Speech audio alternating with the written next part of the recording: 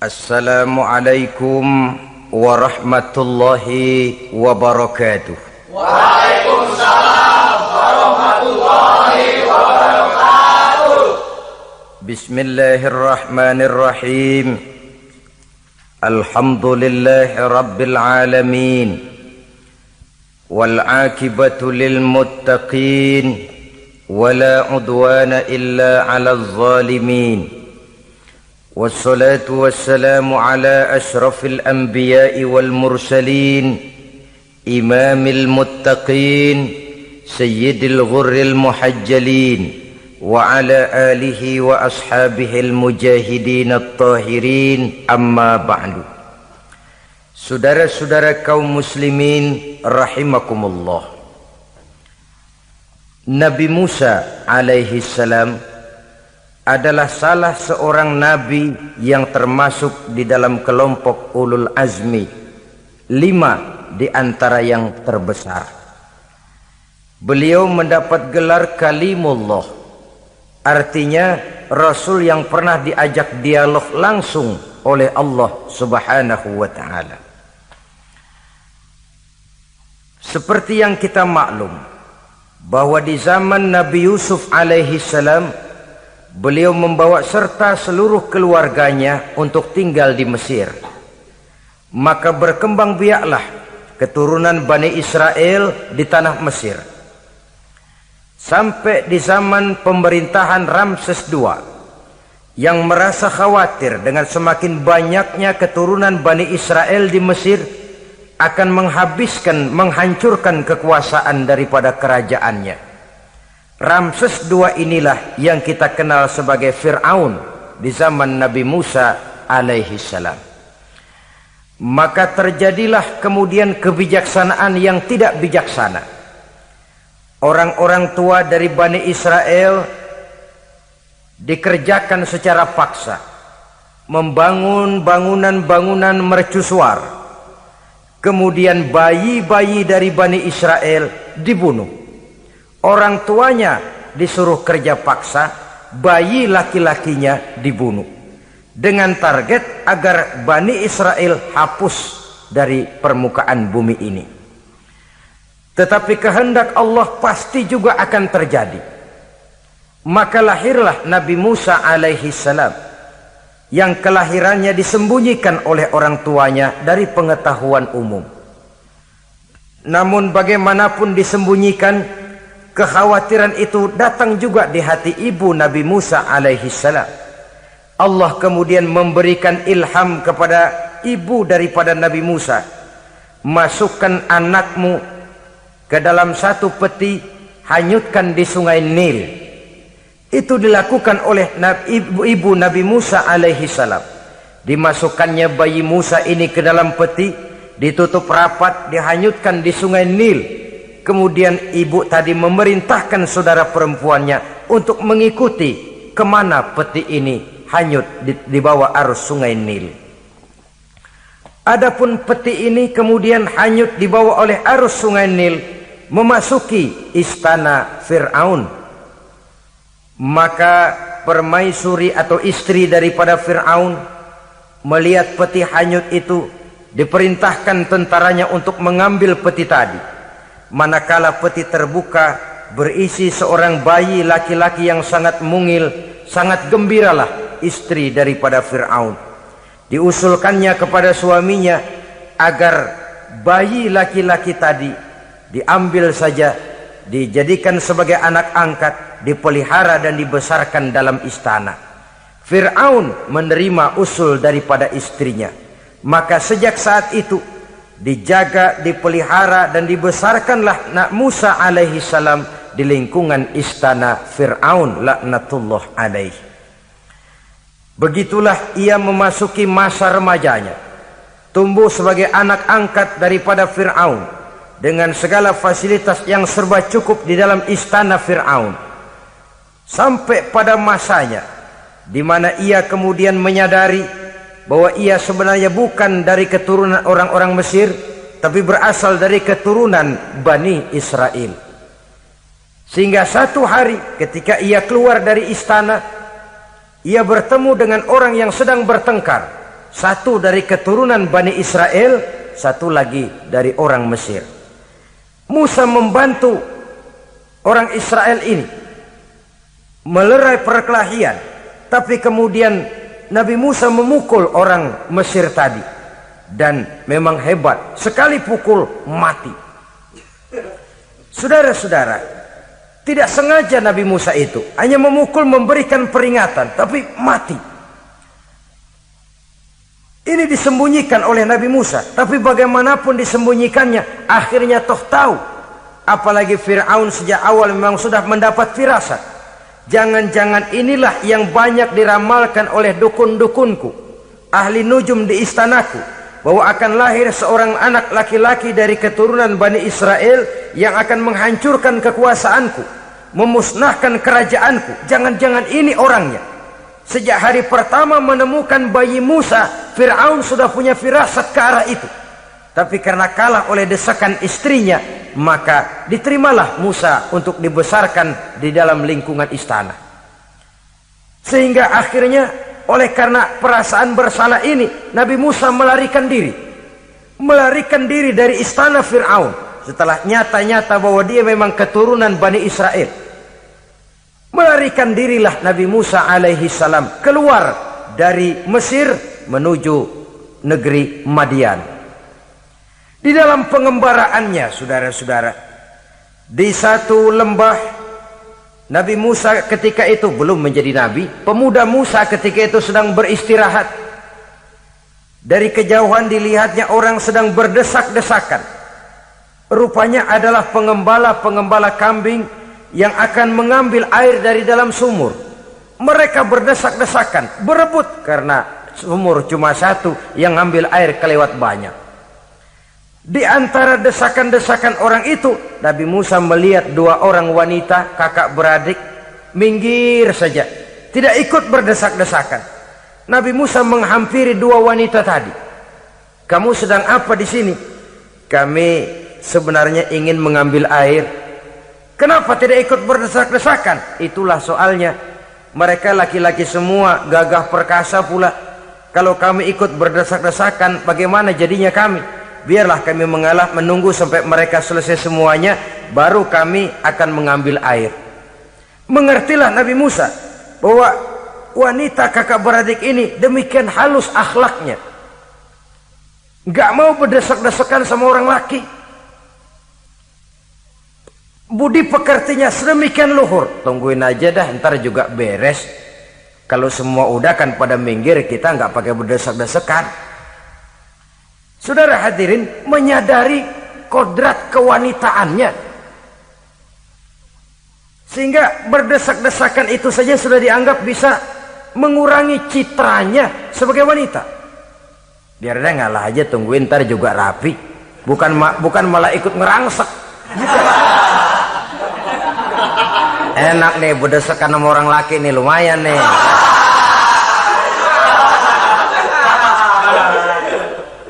Sepintas itu saja sudah cukup bagi Nabi Musa, pemuda Musa, untuk menilai akhlak daripada wanita itu tadi. Oh, kalau kamu nunggu begini aja lama, kata Nabi Musa. Sudah, sini saya tolongin. Diambil embernya, Nabi Musa ikut berdesakan. Karena Nabi Musa memang kuat badannya, gak lama sudah dapat air. Sodorkan ke sana. Si wanita segera tahu bahwa pemuda ini begitu baik budi pekertinya, mau menolong orang yang dalam kesusahan. Akhirnya, bagaimana kalau kamu ikut saja ke rumah saya? Bapak saya sudah tua, senang hatinya kalau kamu ikut ke rumah, kenalan sama bapak saya. Ayolah, ayolah, berangkatlah. Dalam perjalanan, si wanita ini berjalan duluan, Nabi Musa di belakang. Kemudian Nabi Musa bilang, sebentar, saya duluan, kamu belakangan. Kenapa rupanya? Angin nakal bertiup menghembus pakaian si wanita, sehingga memberikan gambaran yang agak jelas tentang warna, bentuk, postur badan si wanita itu tadi. Sekarang Musa yang menunjukkan budi pekerti yang luhur. Gak mentang-mentang ditiup angin, nah mumpung nih.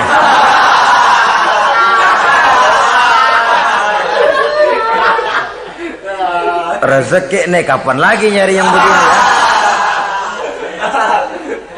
Jadi dua-duanya sudah menunjukkan satu akhlak yang sangat luhur. Dan manakala sampai di rumah si wanita kakak beradik tadi, diceritakanlah halnya bahwa dia ditolong oleh seorang pemuda, inilah orangnya. Sangat bersukacitalah hati orang tua kedua wanita itu tadi. Lalu usul si wanita tadi, Pak, kita kan di sini banyak punya kambing, nggak ada yang bantuin gembala, Bapak sudah tua. Kalau ini orang kita minta tinggal di sini saja, gimana Pak? Ya terserah kamulah. Akhirnya Nabi Musa tinggal di sana. Menurut satu riwayat 8 tahun ikut mengembalakan kambing. Dan orang tua tadi tidak lain adalah Nabi Syuaib alaihi salam, yang pada akhirnya kemudian Nabi Musa dikawinkan dengan wanita itu tadi. Setelah berumah tangga, Nabi Musa ingat kembali bahwa ia sesungguhnya keluar dari Mesir karena menghindarkan diri, bahwa kaumnya Bani Israel hidup di Mesir itu tertindas di bawah rezim kekuasaan Fir'aun yang zalim, dikerjakan secara paksa, wanita dipermalukan, bayi-bayi laki-laki dibunuh. Tergerak hatinya.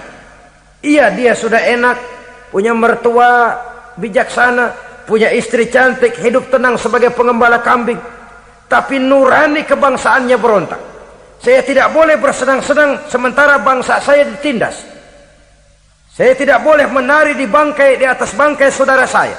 Saya tidak boleh tersenyum di atas penderitaan saudara-saudara saya. Saudara-saudara saya Bani Israel merintih di bawah penindasan Fir'aun. Saya harus membebaskan mereka. Diceritakanlah hal ini kepada mertuanya. Wah, ya, kalau pakai bahasa mertua, saya mau kembali ke Mesir. Untuk apa Musa? Untuk menyelamatkan saudara-saudara saya Bani Israel yang masih dalam cengkraman kezaliman rezim Fir'aun. Saya harus membebaskan mereka. Ya kalau memang itu tekadmu nak, berangkatlah. Bapak mengiringimu dengan doa. Berangkatlah Nabi Musa bersama istrinya. Sampai ketika beliau sedang istirahat di satu lembah, dari kejauhan beliau melihat ada api menyala. Beliau berkata kepada istrinya, kau tunggu di sini. Tidak lama saya akan kembali. Saya akan menghampiri api itu. Berangkat Nabi Musa ke arah api menyala tadi. Makin didekati makin terang sinarnya. Sampai kemudian terdengar suara, ya Musa, inni ana rabbuka fakhla' na'laik. Innaka bil wadil muqaddasi tuwa wa ana ikhtartuka fastami' lima yuha. Wahai Musa, akulah Tuhanmu. Bukalah terompahmu. Sesungguhnya engkau berada di satu lembah yang disucikan bernama Lembah Tua.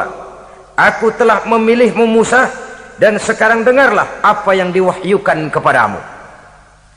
Pada saat itulah turun wahyu pertama, dan resmilah sudah Nabi Musa diangkat menjadi Rasul oleh Allah Subhanahu wa Ta'ala di satu lembah di Bukit Tursina.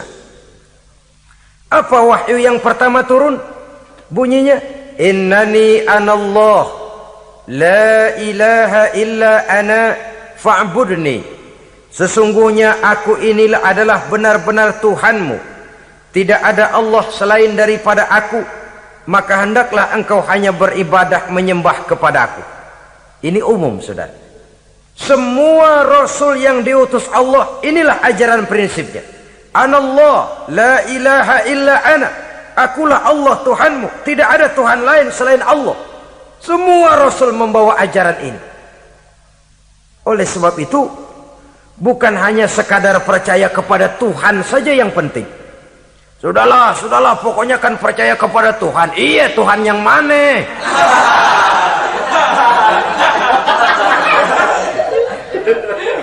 Sebab kalau sekadar percaya kepada Tuhan, rasanya semua agama percaya kepada Tuhan. Begitulah orang Hindu percaya kepada Tuhan, tapi Tuhan menurut mereka Trimurti, Wisnu, Siwa, Brahma. Orang Buddha percaya kepada Tuhan, tapi Tuhan dalam pandangan mereka ada Tuhan kecil Hinayana, ada Tuhan besar Mahayana. Orang Majusi juga percaya kepada Tuhan, tapi Tuhan dalam pandangan mereka ada Tuhan kebaikan namanya Ahriman, ada Tuhan kejahatan namanya Ahura Mazda. Orang Nasrani juga percaya kepada Tuhan, tapi Tuhan kata mereka dalam bentuk Trinitas, Tuhan Anak, Tuhan Bapa, Ruhul Kudus. Ini semua Tuhan dalam pandangan mereka. Jadi kalau sekadar percaya kepada Tuhan, percaya kepada Tuhan, percaya kepada Tuhan, Tuhan yang mana? Itu yang prinsip. Itu yang prinsip. Sebab salah kita dalam mempercayai Tuhan, kita akan terjebak ke dalam penyakit kalau tidak kufur, syirik. Dan dua-dua itu bapak moyangnya dosa. Begitu Islam menyelamatkan kita masyarakat manusia. Ya ayyuhan nasu ubudu rabbakumul ladzi khalaqakum. Hai manusia, Tuhanmu yang perlu kamu sembah itu hanyalah Tuhan yang telah menciptakan kamu. Dan itu tidak lain adalah Allah yang lam yalid wa lam yulad wa lam yakul lahu kufuwan ahad, yang laisa kamitslihi syai'un. Ia tidak beranak, ia tidak diperanakkan, dan ia tidak bisa diserupakan dengan apapun. Dialah Allah itu. Begitu wahyu yang diberikan kepada Adam, kepada Nuh, kepada Ibrahim, kepada Yusuf, bahkan kepada Musa alaihi salam. Innani anallah la ilaha illa ana fa'budni. Akulah Allah Tuhanmu, tidak ada Tuhan lain selain daripada aku Allah, maka kepadakulah kamu hanya menyembah. Ini wahyu yang pertama turun, sudah berisi tauhid. Jadi hakikatnya agama Yahudi, saudara, adalah agama tauhid, agama monoteis, agama yang mengajarkan hanya ada satu Tuhan untuk seluruh alam, dan Tuhan itu adalah Allah subhanahu wa ta'ala.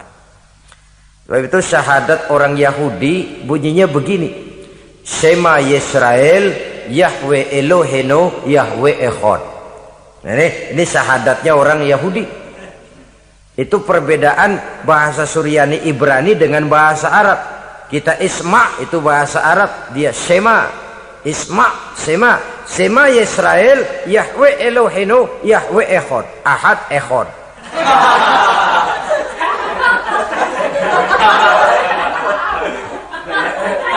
Maksudnya jelas, Shema Yisrael Yahweh Elohenu Yahweh Echad. Dengarlah hai Israel, Tuhan kita ialah Tuhan yang Esa. Yahweh kata mereka, Tuhan kita ialah Tuhan yang Esa. Esa tunggal, tidak beranak, tidak diperanakan. Kalau masih beranak, masih diperanakan, jangan Esa disebut, sebab dia masih berbilang. Dan maha suci Allah daripada sifat berbilang. Jadi asas dari seluruh misi yang dibawa oleh Rasul yang 25 itu sama, tauhid inti ajarannya. Setelah tauhid, wa aqimis sholata li dzikri, dan dirikanlah solat untuk mengingat aku. Jadi solat pun diwajibkan kepada Nabi Musa. Cuma teknisnya yang berbeda. Bagaimana solat di zaman Nabi Musa, bagaimana solat di zaman Nabi Sulaiman, bagaimana solat di zaman Nabi Muhammad. Prinsipnya sama, solat. Teknisnya yang berbeda. Di zaman Nabi Sulaiman, konon solat itu tidak pakai ruku, tidak pakai sujud, diri saja. Makanya Nabi Sulaiman itu menurut riwayat meninggalnya dalam posisi berdiri. Artinya apa? Dalam keadaan solat beliau itu. Bukan diri ngejedek kayak kita nungguin bus, bukan.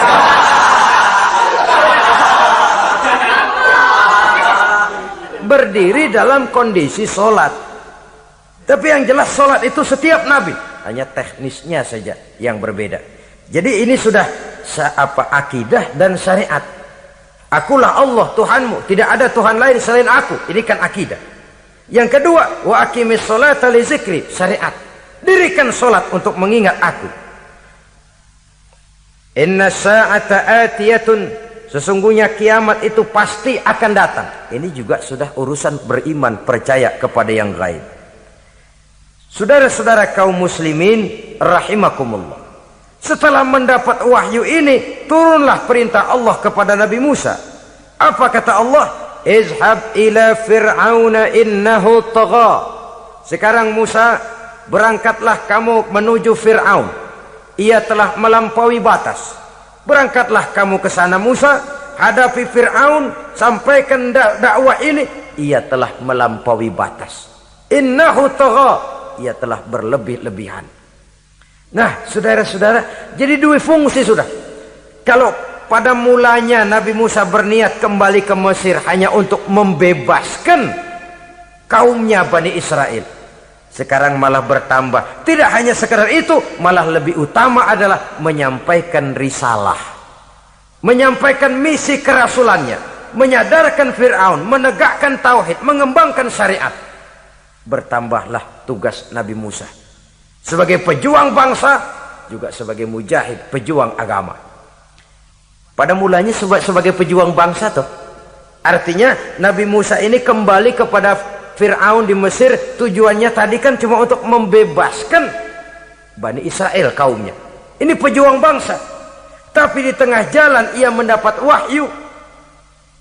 Berangkat kau kepada Fir'aun, innahu tagha, ia telah melampaui batas. Sadarkan dirinya, canangkan tauhid, sampaikan syariat. Bertambahlah tugasnya. Lebih daripada sekedar pejuang bangsa, ia juga pejuang agama, pejuang tauhid. Dwi fungsi. Kadang-kadang ada pejuang agama tapi tidak pejuang bangsa. Kadang-kadang ada pejuang bangsa tapi tidak pejuang agama. Nah, saudara-saudara kaum muslimin rahimakumullah, idealnya ya kedua-duanya. Ya pejuang agama, ya pejuang bangsa juga. Mendapat tugas seperti ini, apa permohonan Nabi Musa alaihi salam? Beliau berkata, qala rabbi shrah li sadri wa yassir li amri wahlul 'uqdatam min lisani yafqahu qawli waj'al li waziran min ahli haruna akhi usdud biha uzri. Ini permohonan Nabi Musa ketika dilantik menjadi rasul, diberikan tugas, berangkat kau ke Mesir, sampaikan risalah ini kepada Fir'aun karena ia telah melampaui batas. Apa permohonan Nabi Musa? Rabbi syrah li sadri, ya Allah, lapangkan hati saya. Wa yassir li amri, mudahkan urusan saya. Wahlul 'uqdatam min lisani, buka kebekuan lidah saya. Yafqahu qawli, sehingga mereka mengerti apa yang akan saya bicarakan. Ini kondisi dasar. Memulai satu perjuangan dengan persiapan dasar. Apa permohonan pertama? Isyrah li sadri, lapangkan jiwa saya. Menghadapi musuh dengan jiwa yang lapang itu penting. So, kalau kita menghadapi musuh dengan jiwa yang sempit, kita sudah kalah sebelum perang. Menghadapi musuh dengan jiwa yang lapang, artinya masih berharap kalau dia mau mengikuti ajaran ini. Jadi pada tahap pertama itu datang bukan sebagai orang yang mau membasmi, tapi sebagai orang yang mau menyelamatkan. Ini perlu jiwa yang lapang. Sebab dakwah Nabi Musa itu kan pertama menyadarkan Fir'aun dulu. Nanti akan kita lihat setelah disadarkan dengan kata-kata, tidak kena juga dengan bukti berupa mukjizat. Masih bandel juga, Musa mohon supaya dikirim bencana. Masih nggak mempan juga, habis dah urusan. Jadi ada tahapan sesuai dengan kemungkinan Fir'aun bisa menerima.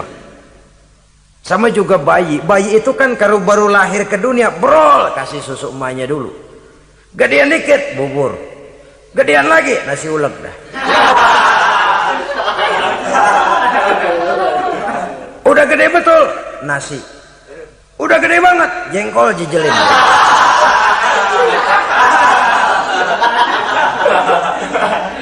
Jadi ada semacam tahapan. Kalau begitu lahir dikasih jengkol kan habis. Peringatan dulu. Setelah peringatan, bukti berupa mukjizat. Dihadapkan dengan sihir, menang mukjizat.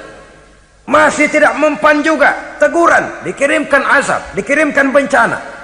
Masih tidak mempan juga, sudah ditenggelamkan oleh Allah di Lautan Merah. Itu akan kita ceritakan kemudian nanti. Jadi apa yang diminta oleh Nabi Musa, ya Allah, lapangkan hati saya menghadapi Fir'aun ini. Fir'aun CS, Fir'aun, Haman, dan lain-lain. Dan jangan lupa Fir'aun itu cuma ya hakikat, tapi juga simbol. Hakikatnya memang ada yang namanya Fir'aun itu. Simbol karena Fir'aun selalu berkembang. Di setiap zaman, di setiap tempat, Fir'aun selalu ada. Cuma liciknya Fir'aun ini kemana dia pindah, ke situ dia ganti nama. Orang sering lupa, padahal isinya Fir'aun. Namanya bisa Hitler, namanya bisa Mussolini, namanya bisa Stalin, tapi isinya Fir'aun. Kemana dia tinggal, di situ dia ganti nama. Simbol dari kekuasaan yang terlepas dari kontrol iman. Simbol dari kekuasaan yang menyebabkan orang lupa diri dan lupa daratan. Dan sebenarnya mah Fir'aun mulanya cuman raja tuh, raja doangan dia. Cuman kelamaan jadi raja, kagak mau turun-turun.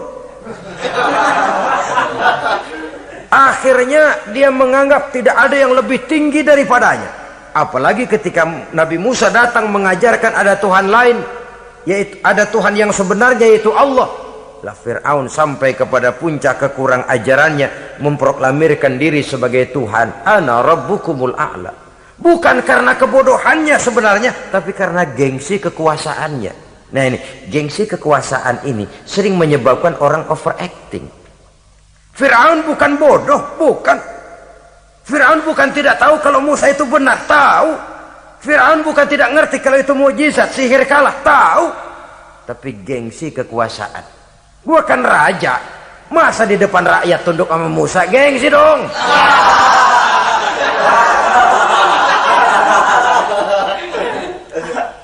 Cobalah lihat, gengsi kekuasaan sering membuat orang mau menginjak-injak kebenaran, mau membohongi hati nuraninya sendiri, mau membohongi kolbinya, hatinya. Padahal itu sudah, orang kalau sudah hatinya sendiri dibohongin, apalagi orang lain, sudah manusia paling kejam itu. Cuma karena gengsi kekuasaan saja. Gengsi kekuasaan kadang menganggap remeh kecil Nabi Musa, kadang merasa besar di depan rakyatnya, tiba-tiba harus tunduk kepada dakwah Musa. Ntar dulu, ada apa sama Musa? Dia kanyut, gue yang ngangkat. Iya toh, peristiwa di Sungai Nil itu. Karena aku yang nyelamatin, aku yang besarkan dia di istanaku. Gengsi kekuasaan sering menyebabkan orang overacting. Bukan karena kebodohannya, dia tahu itu benar, tapi dia berat untuk mengikutinya. Kenapa? Gengsi kekuasaan. Inilah watak Fir'aun. Oleh sebab itu Nabi Musa minta, ya Allah, lapangkan hati saya menghadapi orang kayak Fir'aun ini. Wa yassirli amri, dan mudahkan urusan saya. Ini orang berjuang itu, saudara, setelah segala taktik dan strategi dibicarakan, segala persiapan fisik disiapkan, jangan lupa wa yassirli amri, ya Allah, mudahkan urusan saya. Sebab sepanjang yang bisa kita lakukan hanyalah berusaha dan berusaha. Kepastian, ketentuan, hak prerogatif daripada Allah Azza wa Jalla. Kalau Allah memberikan kemudahan, satu dunia orang mau menghadang, no problem. Kalau Allah sudah memberikan kemudahan, satu dunia orang mau mendatangkan kesulitan, gak ada gunanya. Wa yassirli amri, mudahkan kiranya urusan saya ini ya Allah. Karena sudah terbayang oleh Musa. Pertama, faktor psikologis. Bagaimanapun Fir'aun itu kan bapak angkat sendiri. Ya orang kalau nasihatin orang lain barangkali nggak terlalu jadi beban moral. Tapi kalau sudah menasehati orang yang pernah mengasuh dan membesarkan dia, itu kan beban moral. Sulit posisi ini. Apalagi kekuasaan mutlak berada di tangannya, tentaranya gagah perkasa. Wa yassirli amri, mudahkanlah urusan saya ya Allah. Lapangkan hati, mudahkan urusan. Saudara-saudara kaum muslimin rahimakumullah. Permohonan yang ketiga dari Nabi Musa, setelah minta dilapangkan hati dan dimudahkan urusan, wahlul 'uqdatam min lisani, bukalah kebekuan lidahku. Satu riwayat menjelaskan bahwa Nabi Musa memang agak gagap kalau bicara. Riwayat lain menjelaskan bahwa beliau agak sedikit cadel. Tapi yang jelas, minta agar dibukakan kebekuan lidah. Ini mengandung satu pelajaran. bahwa cara menyampaikan sesuatu akan sangat menentukan sesuatu itu sendiri. Sesuatu yang baik, kalau salah cara kita mengucapkannya, salah cara kita menyampaikannya, jadi tidak baik kesan orang. Ini soal ucapan.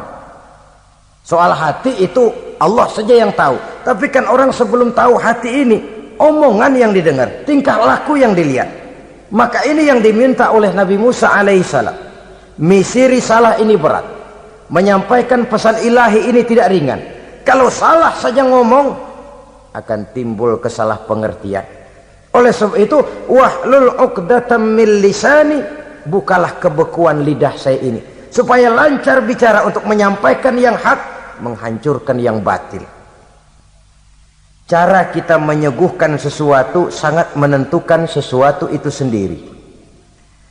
Saudara datang ke rumah saya, yang saya suguhkan cuma segelas teh pahit dan singkong goreng, tapi kalau dengan kata-kata yang menyentuh, enak didengar telinga, nggak berasa tuh singkong goreng.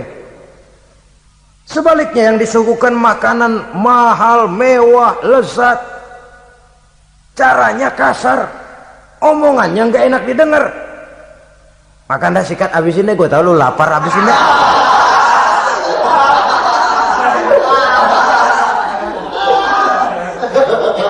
Rasanya biar lapar juga nahan juga gitu. Apa itu? Bukan makanannya yang tidak enak, bukan kita nggak doyan, bukan caranya itu loh, caranya. Nah, Islam ini agama yang baik. Kalau disampaikan dengan kata yang tidak baik, akan timbul, oh Islam kok gitu ya. Nah ini yang tidak diinginkan oleh Nabi Musa. Wahlul 'uqdatam min lisani. Kita begitulah dalam kehidupan ini, kadang mendengar satu ceramah bisa berurai air mata, bisa histeris, bisa gembira. Kenapa? Kepandaian orang menyampaikannya. Bicara dia 2-3 jam, rasanya baru 5 menit. Baru sebentar kok, tahu-tahu sudah selesai.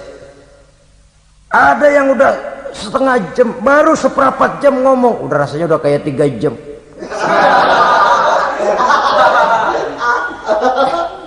Kita udah membisikkan, udah dah. Wahlul 'uqdatam min lisani. Targetnya apa? Yafqahu qauli, agar mereka memahami. Tentu lawannya agar mereka tidak salah mengerti, agar mereka tidak salah paham. Sebab kalau misi ini diterima dengan salah paham, dakwah tidak nyambung. Maka ini doa banyak dibaca, diamalkan oleh orang-orang mimbar yang sering pidato. Lapang hati melihat kerumunan orang banyak, tapi nggak dakdikduk, nggak kena demam mimbar. Udara dingin tapi keringat, baju basah. Saudara hadirin yang saya hormati, lalu permohonan yang selanjutnya daripada Nabi Musa alaihi salam, waj'al li waziran min ahli, dan jadikanlah bagiku seorang pembantu dari keluargaku. Siapa? Haruna akhi, dia tidak lain adalah saudaraku Harun. Usdud biha uzri, akan saya limpahkan kepadanya segala beban-beban yang saya derita. Artinya orang berjuang perlu teman, nggak bisa sendirian. Nggak, bagaimanapun hebatnya kita tetap memerlukan bantuan daripada orang lain. Sendiri memang lebih baik daripada berteman orang jahat. Tapi berdua lebih baik daripada sendiri. Bertiga lebih baik daripada berdua. Makin banyak, makin baik. Untuk satu persoalan yang besar, memerlukan kebersamaan. Begitulah Nabi Musa memberikan contoh. Saya tidak bisa berjuang sendiri. Saya minta dibantu oleh saudara saya Harun. Jadikan dia pembantu saya. Tempat saya membagi suka dan duka dalam perjuangan ini. Tempat saya bercerita, tempat saya mengeluh, tempat saya melarikan persoalan. Sebab beban hati itu akan berkurang kalau kita ada tempat kita bercerita. Nah, saudara-saudara, berangkatlah Nabi Musa ke Mesir. Kemudian mulai menyampaikan dakwahnya kepada Fir'aun, laknatullah alaih. Fir'aun mendengar Musa datang kembali. Kemudian terjadilah forum dakwah itu. Apa kata Fir'aun? Musa, kamu kemana saja? Saya pergi ke Madian. Apa yang kamu lakukan? Begini, begini, begitu. Kamu melarikan diri? Pada mulanya iya. Dan sekarang apa maksud kamu datang kembali ke Mesir? Semula saya ingin membebaskan kaum saya Bani Israel. Lalu saya kemudian menerima wahyu dari Allah. Ditugaskan, diperintahkan langsung oleh Allah Sang Maha Komandan untuk datang menemui Tuhan, menyadarkan Tuhan dari kesesatan selama ini.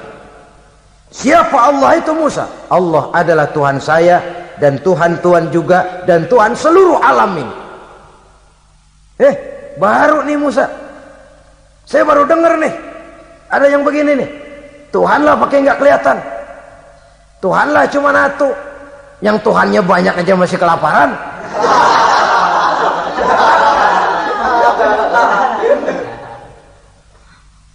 Di mana Tuhan? Tuhan saya bersemayam di aras, tempat yang sangat tinggi. Hei Haman, kata Fir'aun kepada Perdana Menterinya, bikin menara yang tinggi. Bikin rakyat kerja paksa lagi, bikin menara tinggi. Naik Fir'aun ke atasnya, ngelepas panah dari atasnya. Menurut satu riwayat, panah itu ditangkap oleh malaikat, ditublaskan ke ikan, lalu dikembalikan lagi kepada Fir'aun dalam kondisi di mana panah itu berdarah. Dia tangkap lagi oleh Fir'aun, turun ke bawah, pidato di depan rakyatnya. Liatin, Tuhan Musa udah saya panah nih. Mati. Saudara hadirin yang saya hormati, dengan segala macam dalih Fir'aun mencoba mengingkari dakwah Nabi Musa alaihi salam. Baiklah Musa, andai kata kamu benar, apa buktinya? Tuhan mau apa? Kamu sanggup menandingi tukang sihir saya? Insya Allah. Ayo kumpul tukang sihir, kumpul. Kumpulkan tukang sihir, dilepaskan tali-tali kecil, berubah jadi ular mengejar Musa. Musa oleh Allah difirmankan, lemparkan tongkatmu Musa.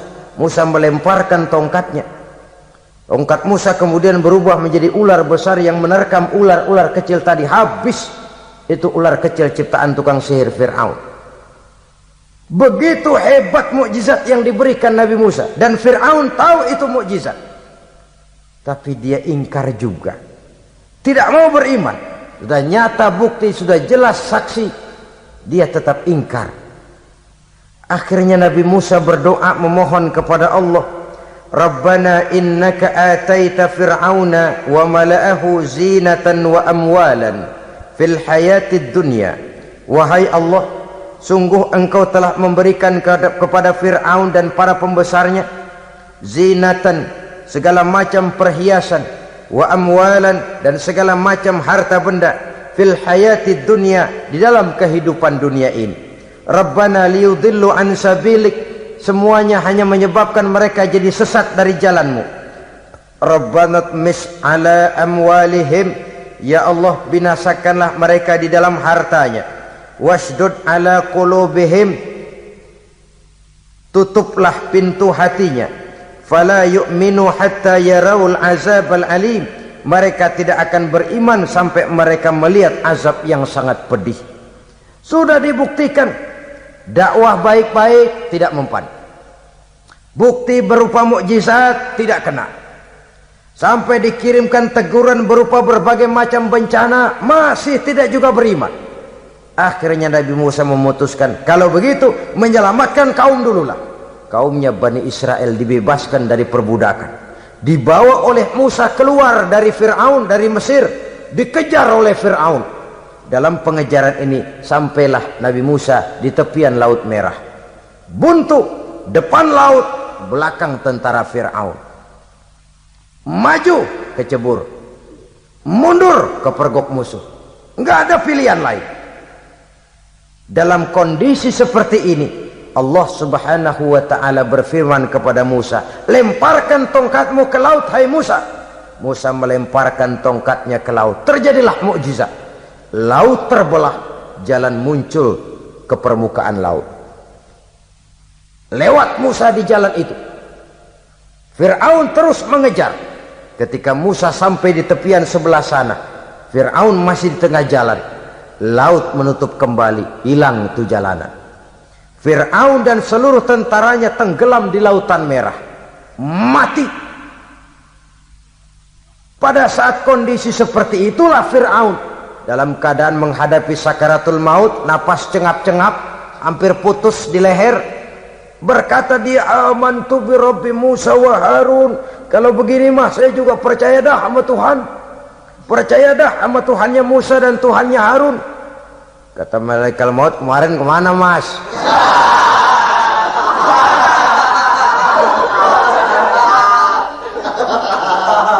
Sudah gini hari baru mau percaya, terlambat.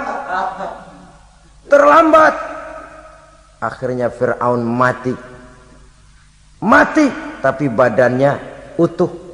Allah berjanji, wa kadzalika nunajjika bi badanika litakuna liman khalfaka ayah.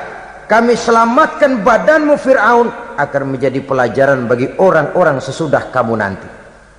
Fir'aun mati tapi badannya selamat terdampar di tepi pantai oleh rakyat Mesir. Wah, ini raja kita nih, raja kita ketemu hidup mati.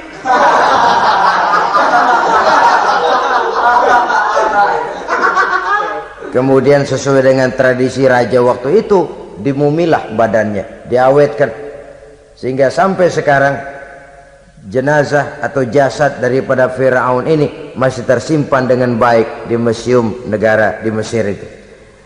Saudara-saudara kaum muslimin rahimakumullah. Jadi satu hal yang bisa kita ambil pelajaran daripada riwayat perjalanan dakwah Nabi Musa ini, bahwa dakwah menyampaikan risalah memang bukan jalan lurus dan licin bertabur bunga di kanan kirinya. Dakwah menyampaikan pesan agama, jalannya berliku, berbelok, menanjak, menurun, banyak onak dan duri di sekelilingnya. Yang paling makan hati adalah apabila sudah berdakwah kepada penguasa yang zalim, seperti halnya Fir'aun ini. Bagaimanapun ia punya kekuasaan, ia punya tentara, ia bisa menghitamkan yang putih, ia bisa memutihkan yang hitam. Kalau bukan iman yang jadi landasan moral dalam perjuangan, orang mudah frustasi. Kalau berdakwah kepada rakyat kecil, resiko kurang. Kalau berdakwah kepada para pengusaha, resiko kurang. Kalau berdakwah kepada kelompok-kelompok yang tidak memegang kekuasaan, resiko kurang. Tapi kalau sudah kelompok memegang kekuasaan, yang tersinggung gengsi kekuasaannya, disitulah resikonya sedemikian besar. Ini yang dihadapi oleh Nabi Musa alaihi salam. Tapi yang dijalaninya dengan tabah, dengan tekun. Karena kebenaran memang bisa ditekan, tapi satu hal yang jelas, kebenaran sama sekali tidak akan bisa dikalahkan. Buat sementara dia bisa ditekan, tapi lambat atau cepat dia pasti akan muncul ke permukaan, dan kebenaran jugalah yang akan tampil sebagai pemenang. Sebenarnya kurang apa Fir'aun? Kekuasaan mutlak berada di tangannya. Seluruh menteri-menterinya adalah pendukungnya belaka. Rakyat dipaksa untuk takut dan taat kepadanya. Dia adalah kekuasaan tunggal di Mesir. Sementara kaum Bani Israel berada di bawah penjajahannya, penindasannya, kesewenang-wenangannya. Dan bahkan ketika Nabi Musa sudah menyampaikan dakwahnya, Fir'aun malah sempat mengungkap jasa. Musa, kamu kok sekarang bisa begitu? Enggak ingat ya dulu kamu hanyut di sungai Nil, istri saya kan yang angkat, saya yang besarkan di istana saya. Kok sekarang kamu bisa ngelawan saya sih? Ini biasa. Apa jawab Nabi Musa? Kenikmatan yang kau berikan kepada saya belum seberapa ketimbang penghinaanmu kepada kaum saya Bani Israel. Jangan kau menyangka Fir'aun, kalau saya kau bikin senang, saya lalu akan mau mengkhianati bangsa saya sendiri. Tidak. Sama sekali kesenangan yang kau berikan kepada saya tidak akan menutup mata saya dari kondisi yang dihadapi oleh kaum saya, oleh umat saya. Mereka tersiksa, mereka menderita, mereka merana. Haruskah saya lupakan mereka cuma karena saya sudah tinggal di istanamu, engkau yang membesarkan? Padahal kau pun membesarkan saya bukan karena kemauanmu. Desakan daripada istrimu. Jangan ngitung-ngitung jasa Fir'aun. Andai kata pun jasamu ada kepada saya, belum seberapa ketimbang penghinaanmu kepada bangsa saya Bani Israel. Di situ Nabi Musa menunjukkan sifat nasionalisme yang sangat tinggi, rasa nasionalisme yang sangat mendalam. Kadang-kadang kan orang ya seperti di zaman penjajahan Belanda, karena diangkat jadi tuan tanah, bangsanya sendiri diinjak-injak. Karena diangkat jadi centeng dikit dah, kumis mbaplang dah, bukan main. Bangsanya sendiri diinjak-injak. Fir'aun mengingatkan ini. Kalau cara kita, lo gede di sini, makan di sini, segala macam di sini dah. Masa lupa kacang sama kulitnya? Kasarnya mah lu bisa begini nih, Musa nih, gue yang rawatin lu. Saya yang menjagamu, mengangkatmu dari sungai Nil. Masa sekarang sudah gede begini kamu mau berhadapan dengan saya? Punya pikiran dong dikit kalau cara kita. Mikir dong, mikir. Dulu lagi kayu di Nil, siapa yang angkat? Musa tidak membantah. Betul itu Fir'aun, betul. Tapi apalah artinya semua itu ketimbang penghinaan yang engkau berikan kepada bangsa saya? Saya tidak mungkin menari-nari di atas bangkai umat saya. Saya tidak mungkin bersenang-senang di atas penderitaan kaum saya. Dan saya tidak mungkin senyum ceria di atas derita daripada kaum saya. Dengan tidak melupakan jasamu, saya tidak akan merubah pendirian saya. Saya ingin membebaskan penjajahan.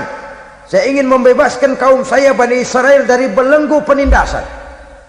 Kalau engkau sudah tidak mau mendengar dakwah yang saya sampaikan, tidak mau bertuhan Allah, tidak mau menyembah kepadanya, tetap dengan keangkuhan dan kesombonganmu sekarang ini, okelah, berjalanlah dengan keyakinanmu. Tapi saya harus membebaskan kaum saya Bani Israel. Saudara-saudara kaum muslimin rahimakumullah, itulah jalan dakwah, jalan menyampaikan risalah agama, risalah Islam. Sekali lagi, bukan jalan lurus bertabur bunga. Tapi agama memberikan ajaran, balighu anni walau ayat. Sampaikan dari aku walaupun cuma sekedar satu ayat saja. Tugas ini memang mulia tapi berat. Tugas ini memang terhormat tapi penuh resiko. Ya kalau menyampaikan asal sekedar menyampaikan, sudahlah pokoknya nyampaikan, percaya syukur kagak, udah dah. Bukan cuma sekadar itu.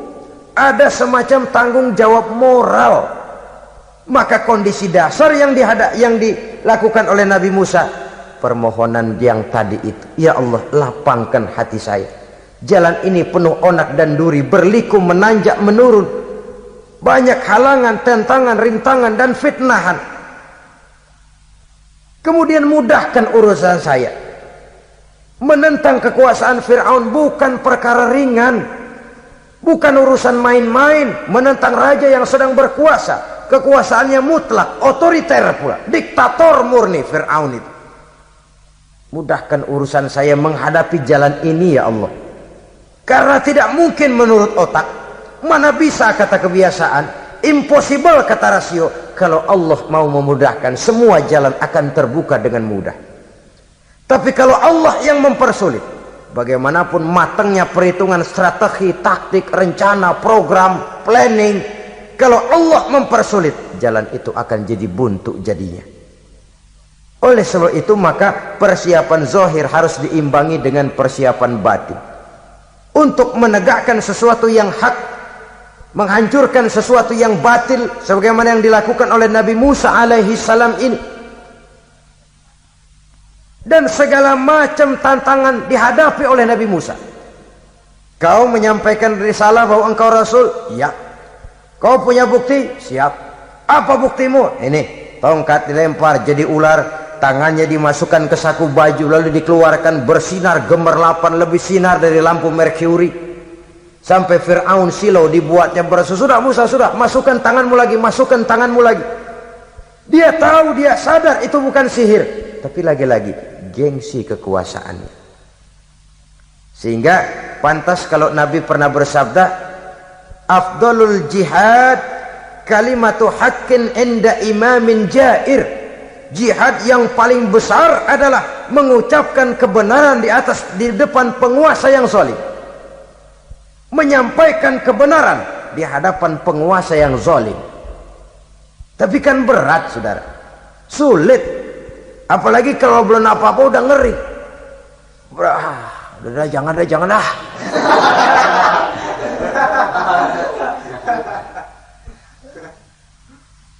Itu sebabnya Ishrah li sadri, lapangkan hati saya. Saya tidak punya kepentingan apa-apa kecuali menyampaikan kebenaran. Kalau sudah ada kepentingan pribadi, itu yang sering jadi handicap, itu yang sering jadi jurang pemisah antara kita dengan orang yang akan kita sampaikan kebenaran tadi. Saudara-saudara kaum muslimin rahimakumullah, maka terasa benar relevannya doa yang diajarkan oleh Rasul kepada kita. Allahumma arinal haqqa haqqa warzuqna ittiba'ah wa arinal batila batilan warzuqna ijtinabah. Ya Allah, tunjukkan kepada saya bahwa yang benar itu benar, berikan saya kekuatan untuk mengikutinya. Ya Allah, tunjukkan kepada saya bahwa yang salah itu salah, berikan saya kekuatan menghindarinya. Kenapa? Orang sering tahu bahwa itu benar tapi tidak berdaya mengikutinya. Seperti Fir'aun tahu bahwa Musa itu benar. Abu Jahal, Abu Lahab juga tahu bahwa Nabi Muhammad itu benar. Abrahat juga tahu bahwa Nabi Ibrahim itu benar. Namrus juga tahu Ibrahim itu benar. Tapi mereka tidak berdaya mengikuti kebenaran karena gengsi kekuasaannya. Kadang kita tahu bahwa itu salah itu. Tapi karena dilakukan oleh orang yang punya kekuasaan, kita lalu tidak berdaya menghindarinya, malah terjebak ikut-ikutan salah. Lalu menghibur-hibur diri, sudahlah, tak ada gading yang tak retak. Bukankah dengan demikian kita sudah melegimitir kesalahan? Tahu bahwa itu benar dan mampu mengikutinya, itu nikmat. Tapi tahu itu benar namun tidak berdaya mengikutinya, itu mendatangkan siksaan batin. Tahu itu salah dan mampu menegur, itu nikmat. Tahu bahwa itu salah tapi larut ikut salah, nimbrung dalam kesalahan, itu mendatangkan tekanan batin. Jadi tahu kebenaran itu penting, tapi terketuk hati mengikuti kebenaran itu jauh lebih penting. Semua kita tahu Islam itu benar, tapi semua yang tahu Islam itu benar maukah mengikuti ajaran Islam? Tidak. Semua orang tahu kalau judi itu batil. Hatta penjudi yang paling kakap pun mesti tahu kalau itu batil, itu tidak baik. Tapi dia tidak berdaya untuk menghindarkannya, terjebak ke dalam penyakit itu tadi.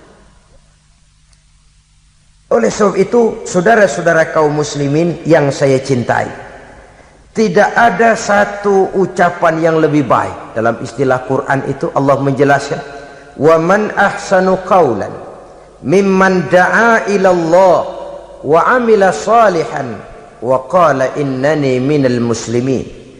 Ucapan siapakah yang lebih baik dalam hidup ini selain daripada mimman da'a ilallah, selain daripada ucapan orang-orang yang menyeru ke jalan Allah, orang-orang yang menyadarkan kepada agama, ini jalan Allah, mari ikuti, itu jalan setan, mari tinggalkan.